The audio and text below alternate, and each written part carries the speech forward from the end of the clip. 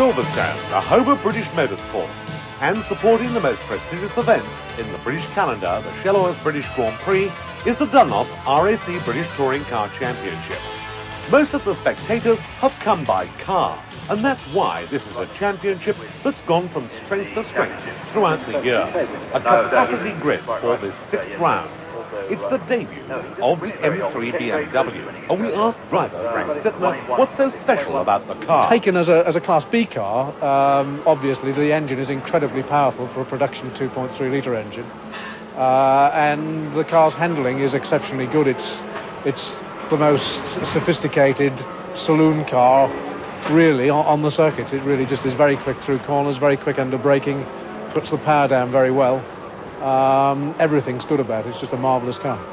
Returning back to this weekend at the Shell British Grand Prix, you think that you'll be able to win Class B and even give the group, the Class A runners, a bit of a run for their money? Well, given that we have no problems with the car, we should win Class B, yeah. I'm going to try like hell to go for it at the start and see if we can get in amongst them. If it's a hairy race and we can get in amongst them, yeah, I think it could look good, certainly right at the end, because I reckon we'll hold our tyres together better than the bigger cars. So at the end we could be in good shape. But if the Sierra say wind makes a break right at the beginning, you know, we're racing for something else.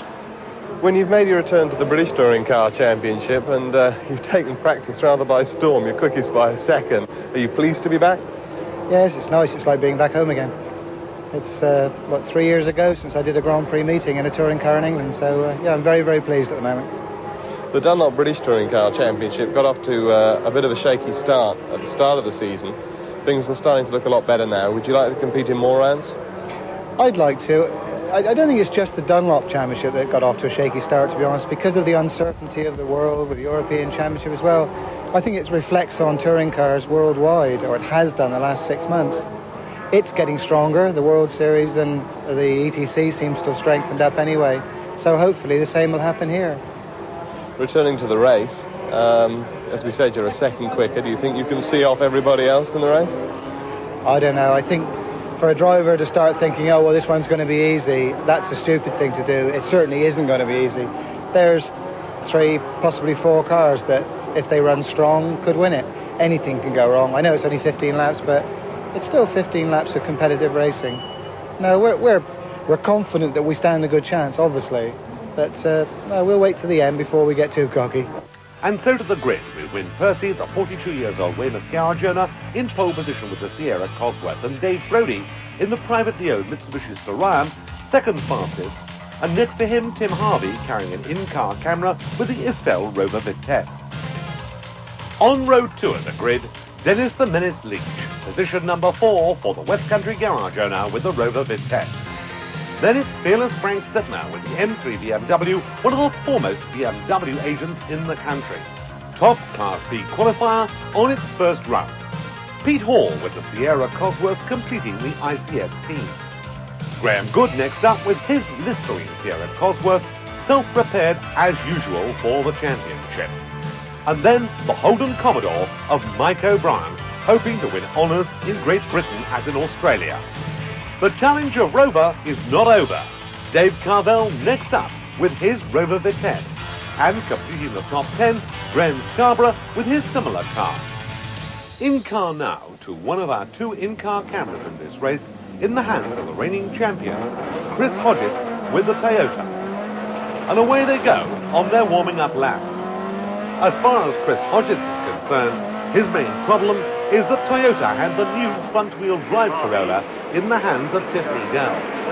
For pole position man Wyn Percy, however, in his first race in the championship for 3 years, and a debut with the Cosworth Sierra, can he steal away the honours? It's been a close-fought championship so far this year, and everybody would consider, perhaps, that the Sierra might have problems as far as tyres are concerned. Will Wyn's gentle touch perhaps succeed where Andy Rouse has failed? Approximately 400 brake horsepower from the 2-litre 1994 CC turbocharged engine in the Ford against the big 3.5-litre Rover engine, and of course against the Starion, which is very much the unknown quantity in this race. In car with Tim Harvey's Rover at the start on the outside of the front row. Only when the marshals are satisfied that everybody is in position are the yellow flags withdrawn. So now, to the red lights, and 6 to 10 seconds later, the green. And on the front row of the grid, Win Percy stalls the car. Into the lead is still Rover of Tim Harvey, with behind him Frank Sittner with the BMW.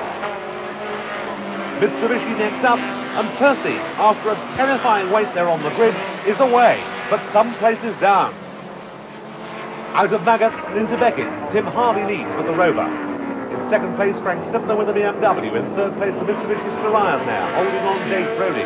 But some way back still, the pole position man, Win Percy, just ahead there of Mike Smith. The Class B cars still now being surrounded by the Toyotas as they go out onto the hangar straight. And it's still Harvey. Into Stowe Corner, and on the inside, a big effort there by Dennis Leach, which came to nothing. There's the veteran 635 BMW of Mike Newman well up. And in car now to the Pistel Rover as out of Club Corner, Tim Harvey in the lead. Puts it on the curb and accelerates strongly up now. A change up as he comes past the farm, absolutely flat out. The bridge up ahead of him and that teasing new curve here at the new Woodcut. From 150 miles per hour, he breaks down there, and still Leach trying to take away the position from the Mitsubishi, but not succeeding. Graham Good next up, then Pete Hall. And it's still the Rover as they come through Woodcut for the first time. Tim Harvey driving the ex-Andy Rouse Rover that Rouse won the championship in a couple of years ago, and holding on there to a lead with a BMW behind him quite surprisingly. Out now, through Maggots into Beckett's once more. Heavy braking here, and the Rover's proved under braking that it's very good, but the BMW able to match him, and the Starion right there, and up comes Graham Good, past Dennis Leach, Pete Hall, the number 2 ICS car, just ahead of the Commodore there of Mike O'Brien. And down comes Tim Harvey to Stowe Corner once more. Heavy braking once again as he tries to build up a lead to get away from the BMW, the Starion, but above all, from coming up through the field now, Win Percy, who's moved up past Scarborough. So Win Percy making up for that bad start, and back again as we go through Club Corner. The Rover understeering itself onto the curve and off again. It's under full power, up a gear as he comes up now. 150 miles an hour as he comes up towards the bridge, and then this very heavy braking and right the way down to the gearbox once more. 4, 3rd, 2nd. And coming out here, getting out of line, correcting the car. Full acceleration. And missing a gear there as he goes up through the box, and that's lost him time. And out round the outside of him goes Sittler with a BMW, taking advantage of that manoeuvre. And Brody is up there as well. Brody round, and all of a sudden that Estelle car has gone from 1st to 3rd as a result of one mistake. Graham Good there holding on, trying to force his way through, but we're looking out now for Win Percy, and there he is on the back of that group. Percy making ground all the time. So Frank Sittner with the M3 BMW leads the Starion there. Harvey has lost 2 more places. Graham Good just holding off there, a tremendous effort by Leach in car with Harvey. And the Rover and the Sierra ahead there, perilously close as they come out of Chapel, almost touching, and Harvey trying to get between them.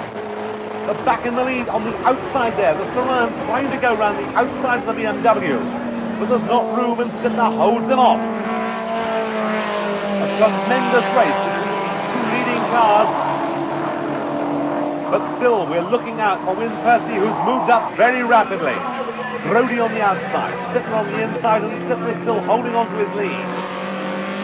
Frank Sittner, Dave Brody, and Brody looking at the inside as they come through Woodcut and taking the lead. Superior power of the turbocharged Mitsubishi Starion. And look now at coming up, headlights ablaze there. Win Percy is trying to make up more and more places. He's up now ahead of Dennis Leach and on the tail of the Listerine car of Good. On the grass, off it again. 4th place then already. Looking at the Listerine car is Win Percy as we look at the leaders. And still, Brodie leads, but once again, Percy is proving his class here. Head bent slightly forward. Win Percy returning to the British Saloon Car Championship, a championship which he won, of course, with Toyota some years ago, is working his way well and truly back up to contention. Out of Stoke Corner, using the curve all the way, and now we're looking to see whether the Sierra will perhaps be able to catch up the leading two cars on the inside as they come through into Woodcote Corner. The lead is taken over by Win Percy, now just ahead of Stallone, behind the BMW M3 of Frank Sittler. That's the first three. Graham Good next up with the Listerine car. The unmistakable form of Dennis Leach with the Rover next, and Pete Hall not so far behind. And Harvey then, next up, the man who led the race, you recall, in the early laps, now falling further back, but still in contention. Still, Win Percy now holding off Dave Brodie, and Brodie shadowing his every move. In car now to Class D, with class battles going on all the way through the field, but the reigning champion has on the outside of him there, Tiffany Dell with a new front-wheel drive Corolla, and is trying desperately to find a way by. This is the braking area, coming up under the bridge, and he snatches back the place. Through that box, over the curb, on two wheels, back down again. The wheels stayed down as he comes out of the second part of the new Woodcote. But now it's flat out, past the pits. Up into fifth gear, hardly discernible break in the revs. After every race, they replace the gear lever as the flying milkman, and there's a tire bursting. That's Mike Smith's car. Mike Smith has a tire burst, controls the car well. It spins round to 180 degrees, and he's out of the race. And as far as he's concerned, that's his race run. But here's another big race going on for these Class D honours, and Phil Hodges, the reigning champion, as on the grass and off it again.